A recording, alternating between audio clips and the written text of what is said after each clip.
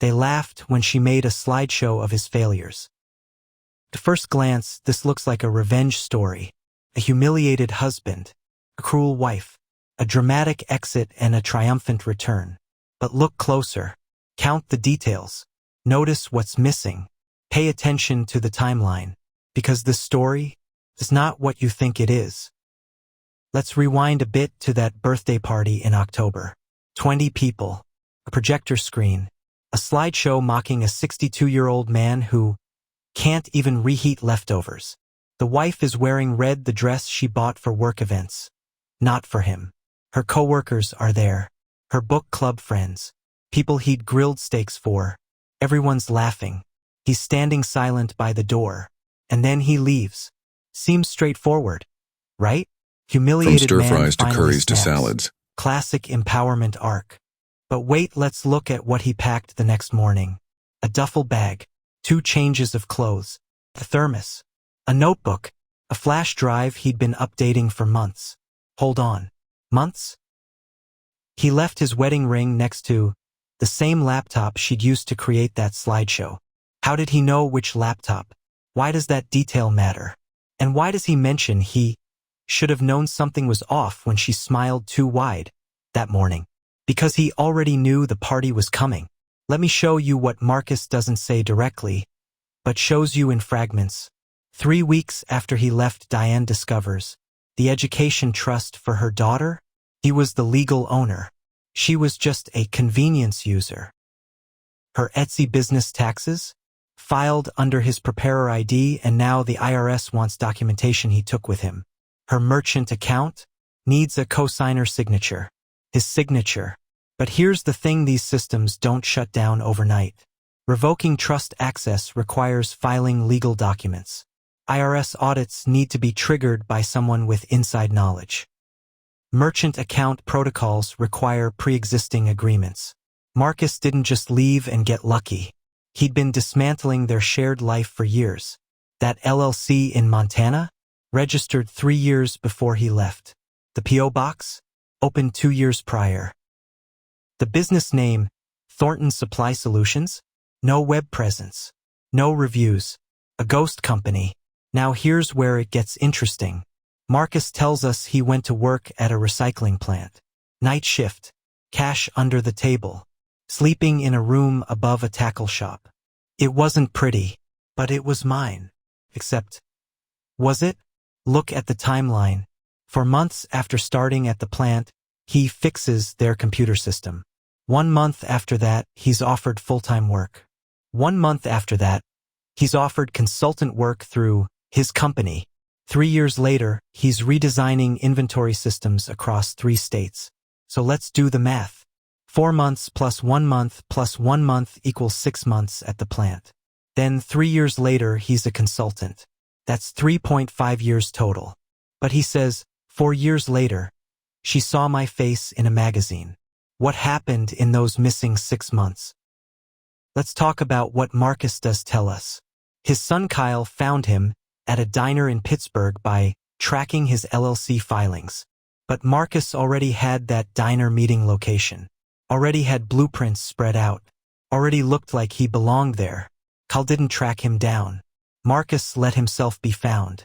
Just like he let the private investigator find the Montana LLC. Just like he let Diane discover the frozen accounts. Every revelation was actually a breadcrumb. And that magazine cover 4 years later? The one where Diane's hand shook? Marcus doesn't tell us the magazine name. Doesn't tell us the company name. Doesn't give us any verifiable details. Just CEO of a supply chain consulting firm that had just landed a multi-million-dollar contract. Here's what's actually happening in this story. It's a fantasy. Not in the sense that it's fake, but in the sense that it's curated. Every humiliating detail is designed to make you root for Marcus. Every cruel line from Diane is crafted to make her irredeemable. Every obstacle he overcomes is perfectly timed for maximum emotional impact. Notice how the story shifts perspective. First half, I stood there, silent, didn't argue. Second half, by the time she woke up, I was already a ghost. He goes from passive victim to omniscient architect. The literary term for this is unreliable narrator. But here's the twist: Marcus isn't lying to us. He's lying to himself. Let's go back to that slideshow. 20 people. His stepdaughter Amber snorted at one slide. Friends said, "You're a good sport," afterward. Diane kissed his, but he saw that post from a library computer. 2 states away. He was checking her social media. He wasn't moving on. He was monitoring. Here's what Marcus doesn't want you to notice. His son Kyle stopped talking to him because Diane made him feel like an outsider. But Marcus admits, "I didn't push back hard enough." That's not Diane's fault. That's his. He mentions his second marriage in passing, meaning there was a first.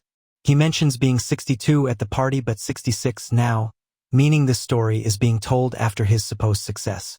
So why is he still telling it? Why does he need to justify leaving his wife by constructing an elaborate narrative where she's a monster and he's a misunderstood genius? Here's the truth this story is hiding. Marcus didn't leave because of the slideshow. He left because he'd already planned to leave. The slideshow just gave him a socially acceptable reason. Think about it. He had files ready to go. He had accounts separated. He had a business registered. He had exit strategies in place. For years, that party didn't break him. That party was his excuse. And everything that follows: the frozen accounts, the IRS audit, the strategic disappearance, isn't revenge. It's justification. Because the scariest thing for Marcus isn't being humiliated at a party. It's being the kind of person who abandons his wife without a word. So he constructs a narrative where she deserves it. Where every locked account, every frozen system, every moment of her confusion is justice. But here's what he can't admit. Those systems didn't shut down because she was cruel. They shut down because he chose to shut them down. Go back to that final scene. Marcus says he's 66 now and never been happier. But he's still thinking about Diane seeing his face in a magazine. Still imagining her hand shaking. Still constructing speeches about the best revenge is becoming who they said you'd never be. If he'd really moved on, he wouldn't need to tell this story. He wouldn't need to frame his exit as a heroic escape. He wouldn't need to turn a birthday party into a villain origin story. The saddest part? That slideshow probably was cruel. Diane probably was thoughtless. But instead of having a conversation, Marcus chose a decade-long exit strategy. Instead of counseling, he chose sabotage. Instead of honesty, he chose mystery. And now he's sitting in diners, for years later, telling strangers about how he won. This isn't a story about revenge. It's a story about avoidance. A man who spent years building an escape route rather than fighting for his marriage. A man who meticulously documented his wife's cruelty while quietly dismantling her life. A man who chose to become a ghost rather than be seen as the person who gave up. The most haunting line in the entire piece. Sometimes the best revenge is just becoming the person they said you'd never be. Not becoming who you are. Not building a life you love. But becoming the person they said you'd never be. Even in victory, he's still defined by her. Here's what Marcus will never admit. Diane made one slideshow. Marcus has been making slideshows in his head for 4 years. Every frozen account is a slide. Every legal filing is a caption. Every imagined moment of her realizing what she lost is a punchline.